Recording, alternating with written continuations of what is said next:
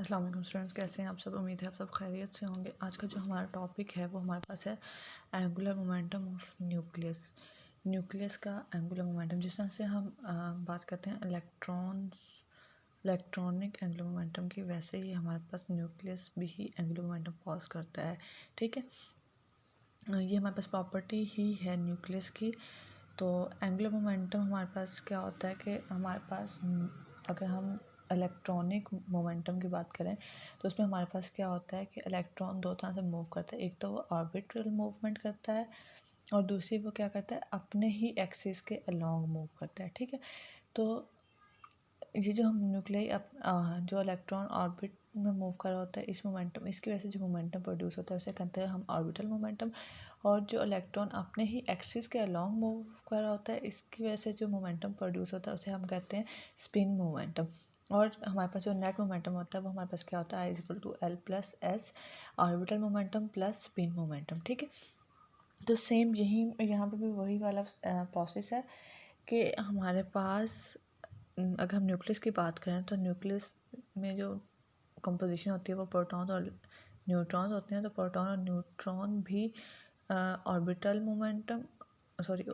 Movement और spin movement दोनों पर पॉसेस करते हैं, और इन दोनों की वजह से मोमेंटम प्रोड्यूस होता है उसे हम कहते हैं orbital momentum and spin momentum. और जो नेट मोमेंटम होता है उसे हम कहते हैं, वो हमारे पास क्या होता है, टोटल एंगुलर मोमेंटम, जिसकी वैल्यू आपके पास जो गिवन है वो हमारे पास है I=I+1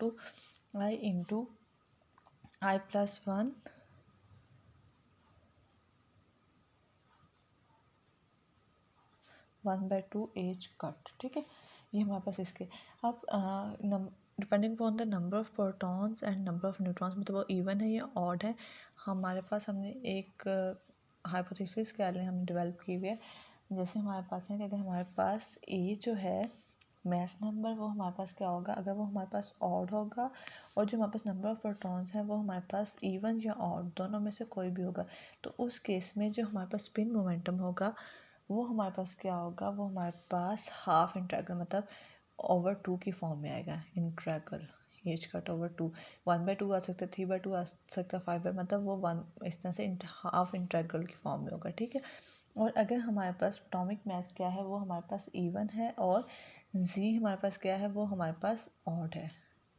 जी हमारे पास क्या ऑड है, तो उस केस में हमारे पास जो टोटल एंगुलर मोमेंटम होगा वो हमारे पास क्या होगा, इंटीग्रल की फॉर्म में होगा, मतलब मल्टीपल ऑफ एज कट होगा। 1 एज कट हो सकता है, 2 हो सकता है, 3 हो सकता है, लेकिन वो हमारे पास एक होल नंबर होगा। अगर हमारे पास ए ऑड है और जी हमारे पास क्या है, वो इवन या ऑड में से कोई एक है, तो उस केस में हमारे पास क्या होगा, हाफ की फॉर्म में होगा। ठीक है, इसी तरह से अगर हमारे पास एटॉमिक मास भी इवन है और हमारे पास क्या है, जी भी इवन है। ठीक है, तो उस केस में हमारे पास क्या होगा, हमारे पास जो नेट एंगुलर मोमेंटम है वो क्या होगा, वो हमारे पास ज़ीरो होगा। ठीक है, इसकी एग्जांपल हम देख लेते हैं। जैसे हमारे पास कार्बन है 12 6, इसमें हमारे पास एटॉमिक मास भी इवन है और प्रोटॉन नंबर भी इवन है, तो इसका जो हमारे पास स्पिन होगा, जो टोटल एंगुलर मोमेंटम होगा वो हमारे पास क्या होगा, ज़ीरो होगा। ठीक है, इसमें हमने कहा कि अगर हमारे पास ए इवन है और जी ऑड है, मतलब हम क्या कहते हैं, न्यूट्रॉन की एग्जांपल ले लेते हैं। इसमें हमारे पास ए क्या है, इवन है, और हमारे पास क्या है, एटॉमिक नंबर क्या है, वो हमारे पास ऑड है। ठीक है, इसी तरह से हम इसकी एग्जांपल ले लेते हैं। कार्बन 13 6, ए हमारे पास ऑड है और नंबर ऑफ प्रोटॉन्स क्या है, वो हमारे पास क्या है, इवन है। ठीक है, तो ये हमारे पास एंगुलर मोमेंटम हो गया। उसके बाद हमारे पास है मैग्नेटिक मूवमेंट। मैग्नेटिक मूवमेंट ये भी हमारे पास नेक्स्ट प्रॉपर्टी है न्यूक्लियस की, मैग्नेटिक मूवमेंट ऑफ न्यूक्लियस। ठीक है, ये हम आपकी बुक में टॉपिक 1.8 और पेज नंबर हमारे पास 15 है, इसे हम डिस्कस कर रहे हैं, मैग्नेटिक मूवमेंट ऑफ न्यूक्लियस। ठीक है, ये हमारे पास है मैग्नेटिक मूवमेंट। हमारे पास क्या होती है, सबसे पहला क्वेश्चन ये है। अब हम कंसिडर करते हैं कि हमारे पास हम जस्ट पहले इलेक्ट्रॉन को कंसिडर कर रहे हैं, फिर उसके बाद हम न्यूट्रॉन और प्रोटॉन के केस में देख लेंगे। ठीक है, तो अब हम कंसिडर कर रहे हैं, सपोज कर रहे हैं कि हमारे पास एक इलेक्ट्रॉन है और वो एक सर्कुलर लूप में मूव कर रहा है, और इस इलेक्ट्रॉन का मैस क्या है, m मैस है इस इलेक्ट्रॉन का, और ये मूव कर रहा है सर्कुलर लूप में जिसका एरिया हमारे पास क्या है, ए है, और जो टाइम पीरियड इसको रिक्वायर है अपना एक सर्कल कंप्लीट करने के लिए, वो हमारे पास टाइम क्या है, वो टी है। ठीक है, तो उस केस में जब इलेक्ट्रॉन्स यहाँ मूव करें इस करने उनकी मूवमेंट की वजह से हमारे पास क्या होता है, करंट फ्लो होता है। तो हम कहते हैं कि हमारे पास जो है product of current flowing in a circular orbit having area A is called magnetic dipole moment. Product of the product of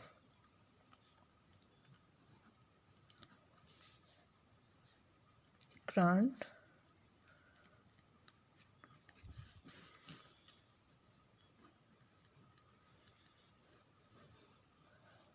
flowing in a circular orbit, circular orbit हमारे पास क्या है, लूप है, in a circular orbit having area A is called magnetic dipole moment। ठीक है,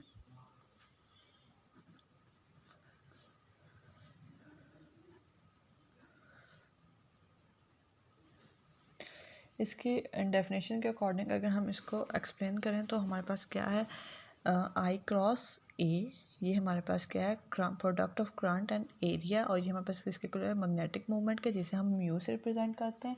ठीक है, अब हमने कहा था कि हमारे पास जो आई है वो हमारे पास क्या होता है, आपको याद होगा हमारे पास क्या होता है, flow of charges per unit time. ठीक है, तो हमने यहाँ पे क्या लिया, हमने सपोज किया हुआ है वो हमारे पास क्या है, इलेक्ट्रॉन है, इलेक्ट्रॉन पे चार्ज क्या होता है, ई होता है, और कितने टाइम में उसने कवर किया, टी टाइम में। ठीक है, ये हमने कहा ये हमारे पास। तो अगर हम देखें कि एक सर्कुलर लूप जो है उसका जो टाइम पीरियड हम देखें वो हमारे पास किसके इक्वल होता है, T is equal to 2πr over V. ठीक है, ये हमारे पास टी की वैल्यू हमने पुट की 2πr ओवर वी। ठीक है, वी हमारे, अगर आप इसको एलेबरेट करना चाहें तो हमारे पास क्या होता है, वेलोसिटी इक्वल होती है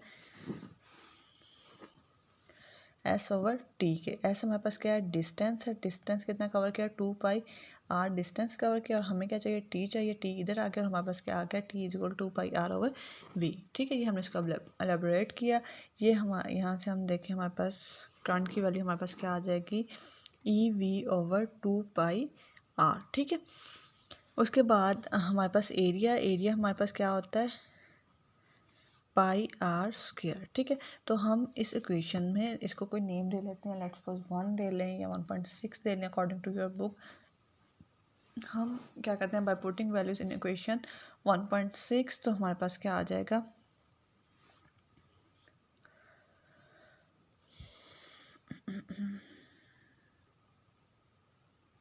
E V 2πr multiply by πr²। ठीक है, ये हमारे पास इसके कुल आ जाएगा, और आर से कैंसिल आउट हो जाएगा, पाई से कैंसिल आउट हो जाएगा, बाकी हमारे पास क्या बचेगा, ई वी आर ओवर 2। ठीक है, म्यू हमारे पास किसके कुल आ गया, ई वी आर ओवर 2। अब हम क्या करते हैं, E V R over mu is equal to E V R over 2, हम क्या करते हैं, हम एम से मल्टीप्लाई भी कर देते हैं और एम से डिवाइड भी कर देते हैं। तो हमारे पास क्या आ जाएगा, ई ओवर 2m MVR। ठीक है, ये हमने m से मल्टीप्लाई भी किया और डिवाइड भी किया, और आपको पता है MVR हमारे पास किसके इक्वल होता है, ये हमारे पास इक्वल होता है ऑर्बिटल एंगुलर मोमेंटम के। ठीक है, L के इक्वल होता है।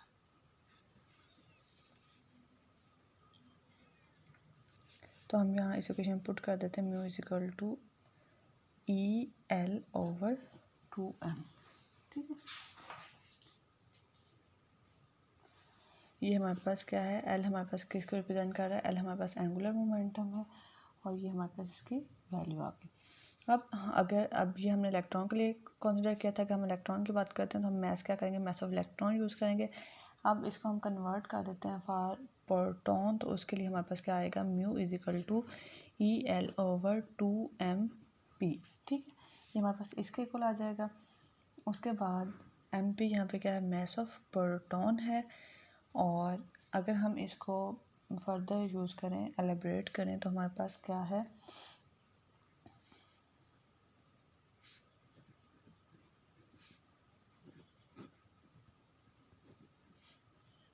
एल जी, ठीक है। जी हमारे पास क्या है, जी हमारे पास जेरो मैग्नेटिक रेशो है, या इसे जी फैक्टर भी हम कहते हैं।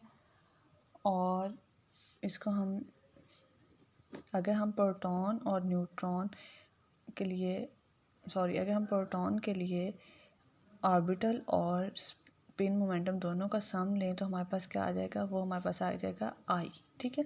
तो ये हमने एल को आई से रिप्लेस कर दिया, और हमारे पास जो म्यू एल है वो हमारे पास हमने कहा कि इक्वल है। हमने क्या किया, हमने एच कट से मल्टीप्लाई भी कर दिया और एच कट से डिवाइड भी कर दिया, ठीक है। तो हमारे पास क्या आ गया, mu naught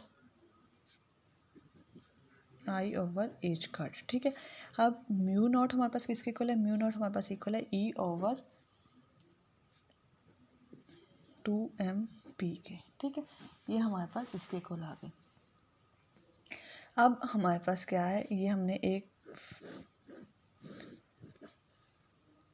expression find out कर लिया, mu not is equal to e h cut over 2m/p, ठीक है। अब अगर हम बात करें यहाँ पे मास ऑफ प्रोटॉन है, उस केस में हम कहते हैं कि ये हमारे पास न्यूक्लियन मैग्नेटॉन है। हम कहते हैं ये हमारे पास न्यूक्लियन मैग्नेटॉन, ठीक है। और अगर हम बात करें यहाँ पे मास ऑफ प्रोटॉन के बजाय अगर हम लें मास ऑफ इलेक्ट्रॉन, तो ये हमारे पास क्या है, ये हमारे पास बोहर मैग्नेटॉन है, ठीक है। डिफरेंस क्या है, चार्ज दोनों के लिए सेम है, जस्ट डिफरेंस ये है कि ये हमारे पास यहाँ पे हम मास ऑफ इलेक्ट्रॉन यूज़ करेंगे और यहाँ पे मास ऑफ प्रोटॉन यूज़ करेंगे। अब हमारे पास जो मास ऑफ इलेक्ट्रॉन है वो हमारे पास स्मॉलर वैल्यू होती है, और मास ऑफ प्रोटॉन की क्या होती है, वो ग्रेटर वैल्यू होती है। तो जो बोहर मैग्नेटॉन है वो उसकी वैल्यू ज़्यादा होगी as compare to nuclear magneton, और कितने टाइम ज़्यादा होगी, जितने टाइम मास ऑफ इलेक्ट्रॉन जो है वो मास ऑफ प्रोटॉन से कम होता है। तो mass of electron mass of proton से कितने टाइम कम होता है, 1836 टाइम कम होता है। तो हमारे पास जो न्यूक्लियन मैग्नेटॉन है वो स्मॉलर होगा as compare to Bohr magneton by 1/1836 time, ठीक है। तो ये हमारे पास आपसे ये क्वेश्चन भी पूछा जा सकता है कि हम जो न्यूक्लियर मैग्नेटॉन है वो बोहर मैग्नेटॉन से स्मॉलर क्यों होता है, ठीक है। तो ये हमने magnetic moment of nucleus calculate की। इसी तरह से हम मास ऑफ प्रोटॉन हमने यहाँ पुट किया न्यूक्लियर मैग्नेटॉन के लिए, और हम यहाँ पे अगर न्यूट्रॉन के लिए चेक करना चाहें, वैसे तो सेम ऑलमोस्ट मास होता है, तो हम यहाँ पे न्यूट्रॉन का मास भी पुट कर सकते हैं, ठीक है।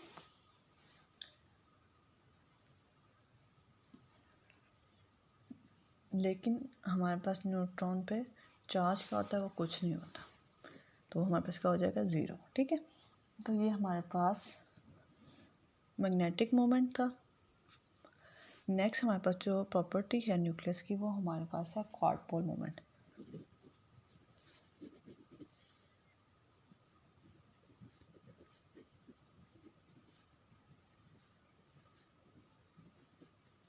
क्वाड पोल मोमेंट, ठीक है। क्वाड पोल मोमेंट क्या है, ये हमारे पास एक ऐसी प्रॉपर्टी है जो न्यूक्लियस की शेप के बारे में एक्सप्लेन करती है। जनरली हम जो कंसिडर करते हैं, हम कहते हैं न्यूक्लियस की हमारे पास स्फेरिकल शेप होती है, लेकिन जब हमने हाइपरफाइन स्प्लिटिंग को डिस्कस किया था, मतलब जब हमने ये देखा था कि जो हमारे पास न्यूक्लियॉन्स हैं, प्रोटॉन न्यूट्रॉन है, या अगर हम इलेक्ट्रॉन की भी बात करें तो वो दो तरह के मूवमेंट पॉजेस करते हैं, एक ऑर्बिटल मूवमेंट होती है और दूसरी हमारे पास क्या होती है, स्पिन मूवमेंट होती है। तो जब इनकी दोनों मूवमेंट को कंसिडर किया था तो इसे हमने कहा था हाइपरफाइन स्ट्रक्चर्स को हमने कहा था। तो हाइपरफाइन स्प्लिटिंग को जब हमने डिस्कस किया, उसके बाद हमें यह पता चला कि न्यूक्लियस की शेप जो है वो हमेशा स्फेरिकल नहीं होती, बल्कि न्यूक्लियस अपनी शेप से डेविएट भी करता है। मतलब जैसे जैसे न्यूक्लियस ग्रो करता है वैसे वैसे न्यूक्लियस क्या करता है, अपने शेप स्फेरिकल शेप से डेविएट भी करता है। तो उसको हम किस तरह से देख सकते हैं कि हमारे पास जो न्यूक्लियस की शेप है वो क्या है। इसके लिए हम क्या कर रहे हैं, हम कंसिडर कर रहे हैं, लेट्स सपोज हमारे पास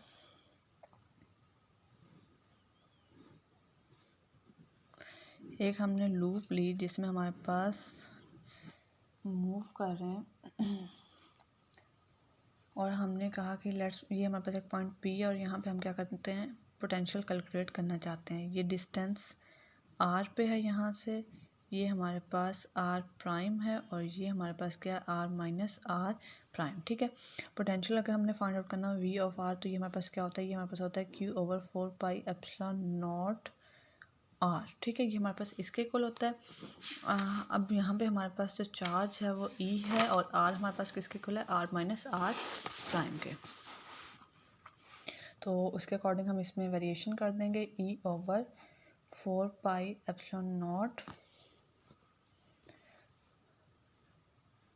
आर की जगह हमने क्या लिखना है, आर माइनस आर प्राइम, ठीक है।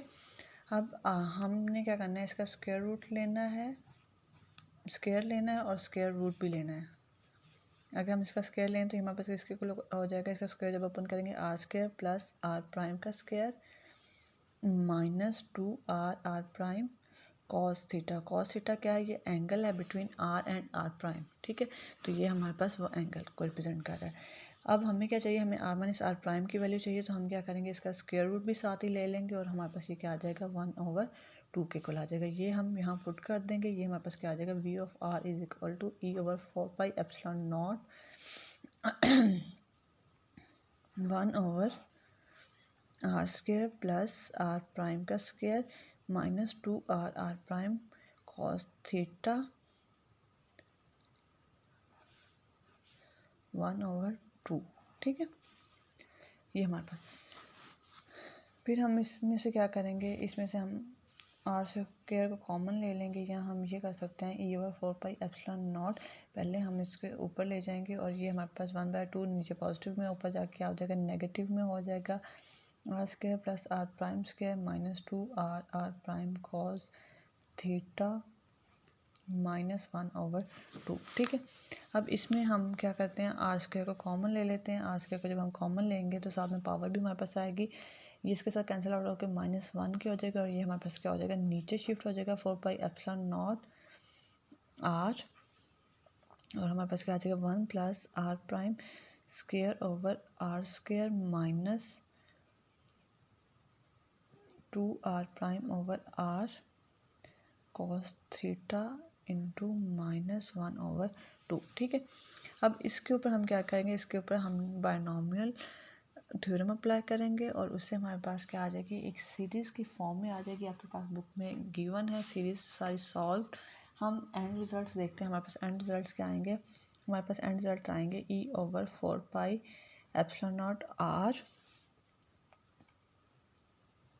Plus e of r prime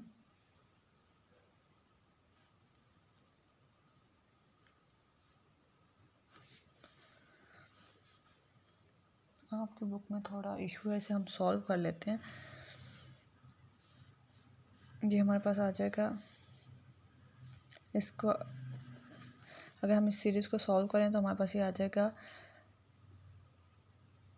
1 plus are prime over r cos theta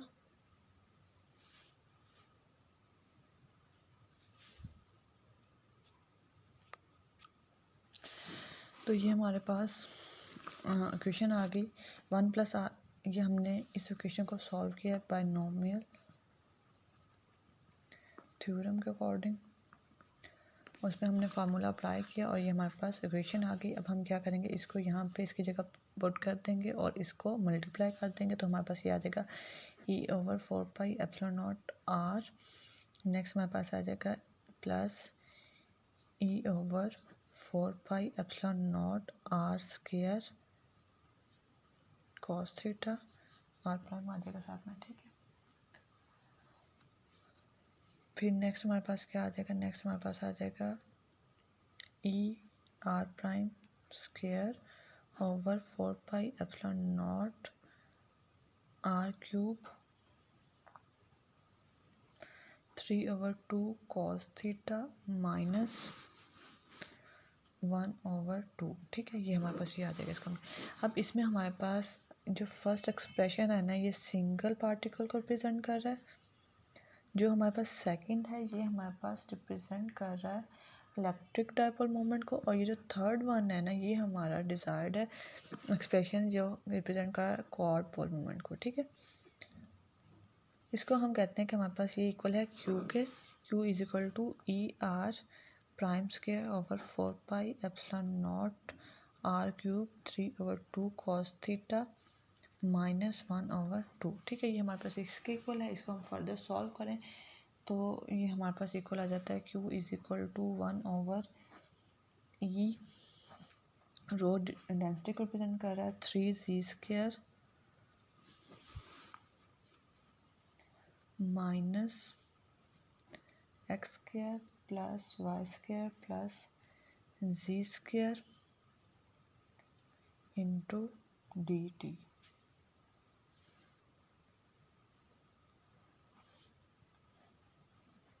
ठीक है, अब ये जो Q है ये कॉर्पोरल मूवमेंट को रिप्रेजेंट कर रहा है। उसके तीन पॉसिबिलिटीज़ होती हैं। एक ये हो सकता है कि Q ग्रेटर दैन 0 हो, एक ये हो सकता है Q लेस दैन 0 हो, और एक हमारे पास होता है Q इक्वल टू 0 हो। अगर Q ग्रेटर दैन 0 होगा तो उस केस में हमारे पास शेप क्या होगी, उस केस में हमारे पास शेप क्या, एलोंगेट शेप होगी। ठीक है, इस तरह की।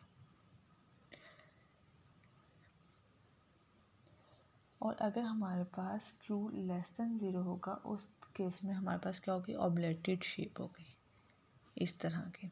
ठीक है, इस केस में हमारे पास एक साइड क्या होगी, उसकी लेंथ ज़्यादा होगी और बाकी दो साइड्स की लेंथ क्या होंगी, इक्वल होंगी। ठीक है, और इस केस में हमारे पास क्या होगी, एक साइड की लेंथ शॉर्ट होगी और दो साइड्स की लेंथ क्या होगी। ठीक है, और Q इज इक्वल टू 0 के केस में हमारे पास क्या होगी, हमारे पास शेप क्या होगी, स्फेरिकल होगी। ठीक है, अब इसका मतलब क्या है, इसका मतलब ये है कि हमारे पास जैसे जैसे न्यूक्लियस ग्रो कर रहा है उसमें जो डिस्ट्रीब्यूशन ऑफ चार्ज है वो सिमेट्रिक नहीं है, और सिमेट्रिक चार्ज डिस्ट्रीब्यूशन ना होने की वजह से हमारे पास न्यूक्लियस में क्या होता है, उसकी शेप में डिफरेंस आ जाता है। वो एक साइड पे, किसी एक साइड पे चार्ज ज़्यादा डिस्ट्रीब्यूटेड होता है और किसी एक साइड पे कम डिस्ट्रीब्यूटेड होता है, और इस वजह से वो अपनी स्फेरिकल शेप से डेविएट कर जाता है। ठीक है, उम्मीद है आप लोगों को समझ आ गई होगी। अगर कोई इशू है तो आप पूछ सकते हैं। ओके, अल्लाह हाफिज़, फ़ी अमान अल्लाह।